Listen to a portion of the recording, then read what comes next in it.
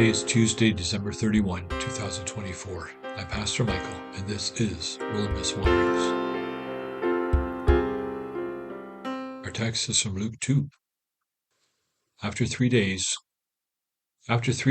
Jesus' parents found him in the temple courts, sitting among the teachers, listening to them and asking them questions.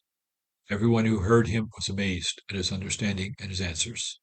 That's Luke 2, 46-47. Of all the stories about Jesus' childhood, why would Luke choose to tell this story? Certainly, there were more interesting ones, stories that would give us a flavor of what his youth was like. Luke chooses to tell us this story to fill in the portrait of Jesus he has been painting. In Philippians 3, Paul details how in his early life he was the perfect Jew. Jesus is pictured with similar colors. He was born to and raised by pious Jewish parents. Only men were required to attend the religious festivals in Jerusalem, so Mary's going shows deep family piety. With this family setting, Luke invites us to consider the kinds of things our children learn from us. Do our words and actions match the faith teaching that we offer our children and grandchildren? Is our piety mostly showy, as Jesus decries in Matthew 6, or does it show a deep faith in God's activity in this world? Can those around us notice our growing faith? Further, Jesus and his parents were well integrated into their community. The trip from Nazareth to Jerusalem took 3 days, and folks traveled in caravans for protection. That Jesus' parents did not worry about him for the first day indicates that they fully expected others to be looking out for him. They were likely looking out for other children and youth. This tidbit suggests that Jesus' family was very ordinary. In that day, it was not unusual for students to gather at the feet of the rabbis to discuss the Jewish faith, their understanding of God, and how to live faithfully with him.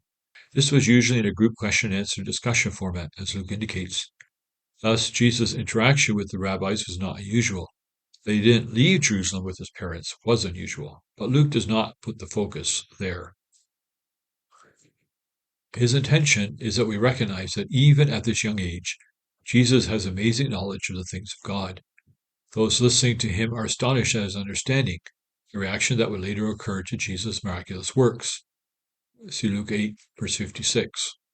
Already early in life, Jesus values the pursuit of comprehending God. I think Luke wants us to understand that Jesus' pursuit of God was not a product of his unique sonship with God. Rather, it was the outcome of a life lived among those who walked with God. It pictures how all of us should prioritize our lives before God. The way he lived his life and pursued God faithfully reflects how we should seek God's face. When David was dying, he counseled his son with these words, "If you seek the Lord, he will be found by you." 1 Chronicles 28, verse 9. Luke is illustrating this truth. Finally, this story illustrates something that one of Jesus' brothers would later write.